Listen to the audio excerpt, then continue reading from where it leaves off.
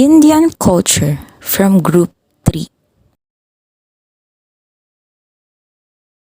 Good day, my name is Divine Valenzuela. So for today's topic, we talk about the marriage and family in Indian literature. Many marriages are still arranged by parents. The degree to which the children are consulted depends on the family. Marriage is sacred to most Indians and is enjoyed beyond that. So lahat naman tayo familiar sa word na marriage. Pag sinabing marriage o kasal, ito ay isang sagradong seremonya kung saan dito i-declare na kayo ay mag-asawa na. So hanggang ngayon naman talagang magulang ang nag-aayos ng kasal ng dalawang magkasintahan. Kumpara sa ibang lugar o bansa, kami tinatawag na arranged marriage kung saan magulang mo ang mag-decide kung sino ang mapapangasawa mo. Weddings are times of great celebration, expense, and feasting. Ceremonies are often elaborated and vary widely from region to region. So alam niyo naman kapag wedding talagang gastos ito, lalong-lalo na pagdating sa mga susuotin, pagkain, tapos sa venue. So yung ceremony na katulad nito ay sadyang sineselebrate at may mga tradition tayo sa ibang lugar kung paano nila ito idaos. In many Hindu ceremonies, the bride and groom exchange garlands and promises before they circle around a fire 7 times to solemnize the marriage. Bright clothing, jewelry, and flowers are part of almost every type of ceremony. The bride's parents gives a dowry such as money or land to the groom's family, although the practice is illegal. In Hindu ceremonies, ang bride at groom ay nagpaparitan na ng kanilang panata sa isa't isa bago ang kasal. So dito sa Pilipinas ay during the ceremony saka pa lang sila magpapalitan ng panata. Sa Hindu, ang parent ng bride ay nagbibigay ng dowry or donation sa parent ng groom. Bakit? So ito ay for marriage settlement, ibig sabihin ay wala nang saulihan. Indians are generally religious and family oriented, and their lives are deeply rooted in tradition. The interests of the family take precedence over those of the individual. So, ang mga Indians daw ay nakabase sa kanilang tradition. So, it means simula sa kanununuan nila hanggang sa ngayon ay sumusunod sila sa nakagastan nilang tradition. Compare dito sa Pilipinas na may ibang lugar na ginagawa pa din yung tradition pero kokonti na lang dahil nga kokonti na lang din yung kumikilala. Family are generally large, but government is actively encouraging family planning to curb rapid population growth. Extended families often live together under each other and form the basic social and economic unit in Indian society. So, hindi lang sa India kundi sa buong mundo ay talagang hinihikayat tayo na magkaroon ng family plan. Family planning dahil unang-una yung ating population growth ay hindi na nasusunod or hindi na nakokontrol. So based on my research, 49,728 ang pinapanganak in just 24 hours. So it may affect the population growth, the overcrowding, destitution, crime, pollution, and last the political turmoil. Most working and middle-class women work outside the home due to economic necessity, and a growing number of urban women are joining the professional workforce. So, yung middle-class women ay talagang allowable na magtrabaho. Bakit? Dahil kasi sila lang yung may malaki ang maitutulong sa kanilang pamilya at dahil mas malaki ang kinikita nila kada oras at mas marami silang trabaho kada taon. The elderly is respected and cared by their families. The father is considered the head of the household. Middle-class families, especially in urban areas, are becoming more nuclear. A middle-class or upper-class father expects to take care of the children financially until they have finished an education and taken a job, regardless of how long it takes. So, hindi lang sa India, kundi pati na rin dito sa atin ay obligasyon ng isang ama o magulang na alagaan at bigyan ng maayos na buhay ang kanilang mga anak. So, lalong-lalo na pagdating sa edukasyon ay responsibilidad nila tayong pag-aralin. Eating in Indian literature. Food vary in India depending on the culture and regions. For example, rice is a staple in the south, while roti, wet bread, is the staple in the north. Indian meals are usually very spicy. Different types of curry made with eggs, fish, meat, vegetables are popular. Traditional families may use the right hand instead of utensils for eating their food. Also, women often eat after other members of the family and guests. Vegetarianism is widely practiced, often for religious reasons. All castes and religions have their own rules and costume governing food. Eating habits of Indian literature. People in India consider a healthy breakfast or nashta important. The general prepare to drink tea or coffee with the first meal of the day. Lunch in India usually consists of a main dish of rice in the south and east and rotis made from whole wheat in the northern and western part of India. It is considered the main meal of the day and the whole family gathers for the occasion. Take a look at the image. These are the food of Indian. Indian foods is a various as Indians' geography, climates, regions, and culture. Proper eating manners of Indian. In common Indian household, you usually sit on the floor, on pillows, or on really low stools. Surprisingly, food is not eaten in the North American way, which is by using utensils such as forks, but rather eaten with the finger of the right hand. These costumes are traditional. They are slowly losing popularity because of modern habits within the civilization. Diverse serving styles vary within different sections of India. A common way of displaying food throughout India is called thali, a large plate with different samples of Indian foods on it. Nutritious food of India. Most Indian food nutrition depends on how it was cooked and the ingredients put into the dish. Most Indian food has all the food groups and has a lot of nutritional value to it. The basic Indian dish to frequently bake or rest. The old deep fried foods is also available. On a nutritional level, Indian food is very relatively healthy. Socializing in India. Namaste is the traditional greeting used in India. It is performed by pressing the palm together, fingers up below the chin and saying Namaste. Namaskaram in the south. Namaste is to greet superiors or to show respect. A slight bow is added. Hello and hi are also acceptable greetings. Out of respect for women's privacy, Indian men do not usually shake hands with or touch women in formal or informal gathering. Indian men will shake hands with Westerners and educated women may do as a courtesy. It is polite to use titles like such as Shri for a man, or in English it is called Mr. And for a married woman, it is called by Shrimati, or in English, it is called by Mrs. And Kumari for an unmarried woman in India, or in English, it is called by Miss. Muslims use the salaam gesture of greeting, which is performed by raising the right hand toward the forehead, with the index finger pointing to the forehead and the rest of the hand pointing upwards. It is similar salute but not as rigid or formal. Indian socializing. And Indians usually ask permission before taking leave of others. And next is most visiting occurs in the home, and visit between friends or family are often announced.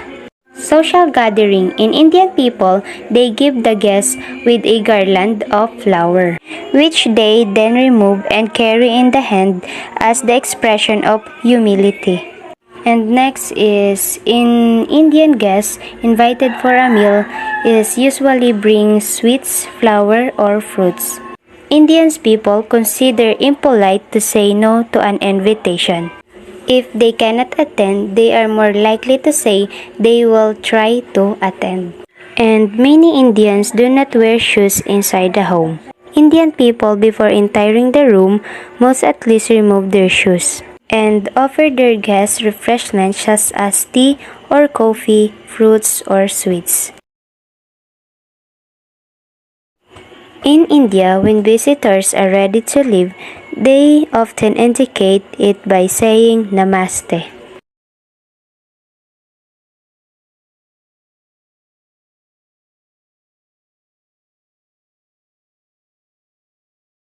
Dangal is a 26 Indian Hindi language biographical sports drama. Privana amateur wrestler who trained his daughter to become Indian first world-class female wrestler.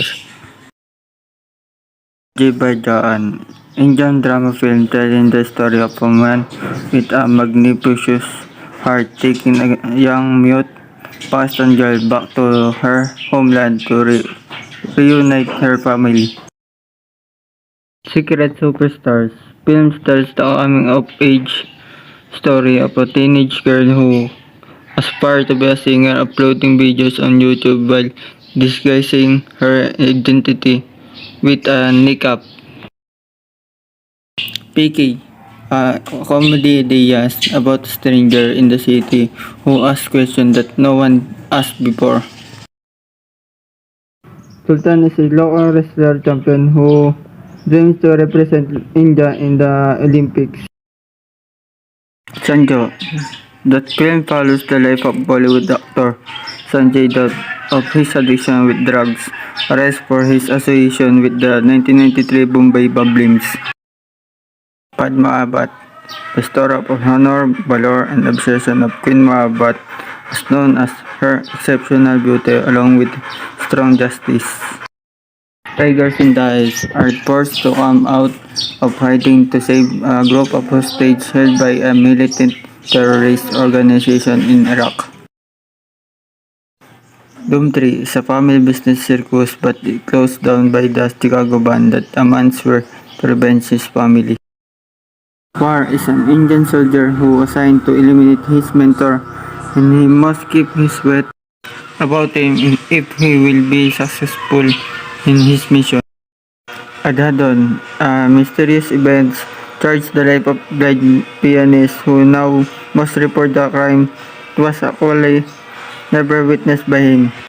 Chennai Express, a man's trip to fulfill his late grandfather's wish turns into an unexpected adventure when he meets a unique young woman. Three Idiots, it is three men who has great bond in their college due to their positive and refreshing outlook of life. Simba is a aroused police officer who works Durba and influential smuggler. However, his life takes unusual turns when he decided to avenge the woman who was assaulted. Trish, a young man who was inherited a supernatural power thanks to his father encounter with an alien. I am Don Susin Reforzado Moralio, and I'm going to talk about the holidays and celebrations in India. Eid al-Fitr. It is a Muslim holiday, celebrates the end of Ramadan when Muslims go without food and drink from sunrise to sundown. Eid az-Zuha. It is the feast of the sacrifice, honors Abraham's willingness to sacrifice his son at Allah's behest. It is also called Eid al-Adha or Eid ul-Adha. Muharram commemorates the martyrdom of the Prophet Muhammad's grandson. Both Muslim and Hindu holidays are based usually on the lunar calendar. Vasant Panchami, a Hindu festival of spring during which people wear yellow clothing to symbolize the mustard flower, which announced the arrival of spring. It is celebrated at the end of January or early February. Holi, popular ancient Hindu festival, also known as Festival of Spring, the Festival of Colors, or the Festival of Love. The festival celebrates the eternal and divine love of Radha Krishna. In late February or March is another festival celebrated by Hindus.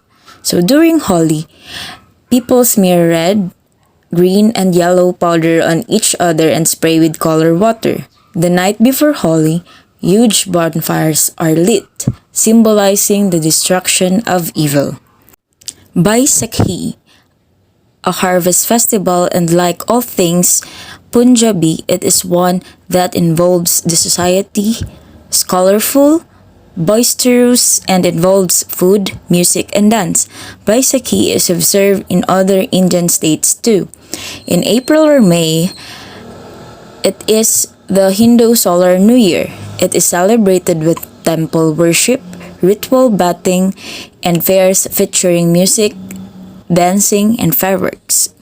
Naag Panchami, a day of traditional worship of Nagas or snakes, observed by Hindus, Jains, and Buddhists throughout India, Nepal, and other countries where Hindu, Jain, and Buddhist adherents live.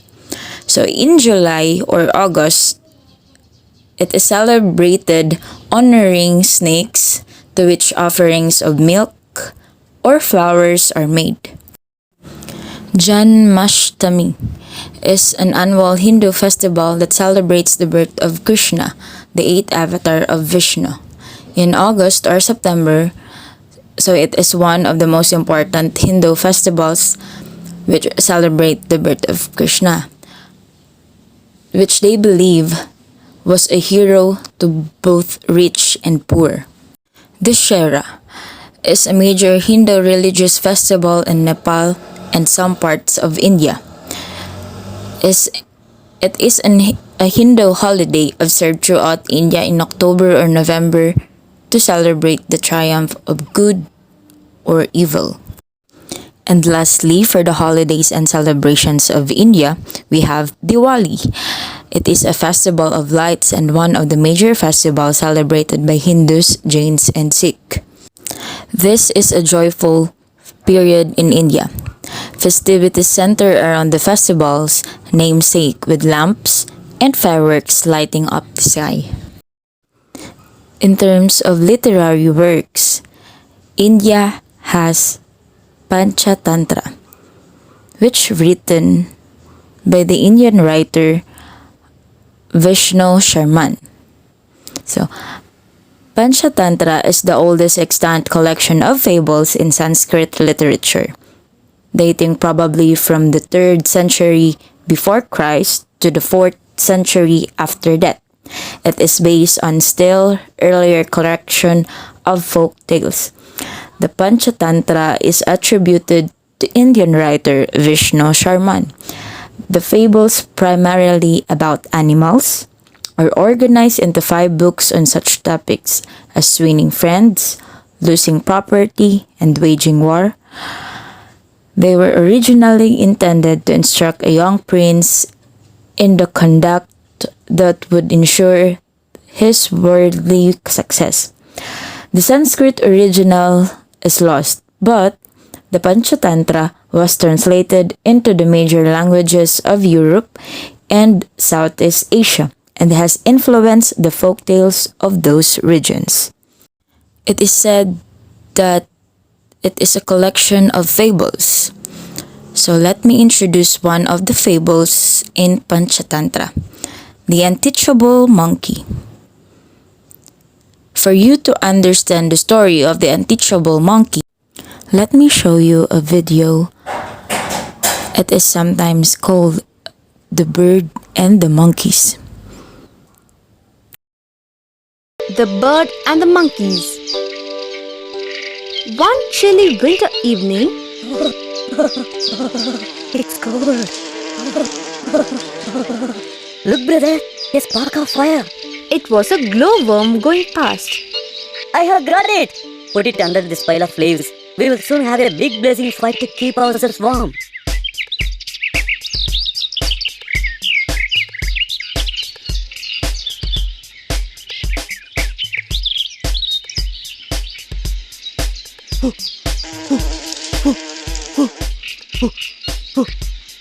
You are making a mistake, good sirs. That's a firefly you've caught, not a spark of fire. Ignore her. Let's blow on the leaves. They will catch fire faster than that way. Listen to me, sirs.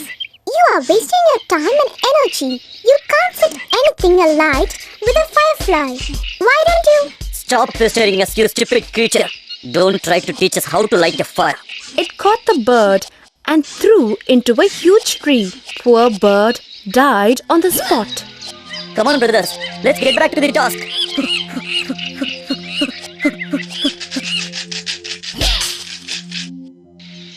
Moral: don't try to teach those who cannot be taught.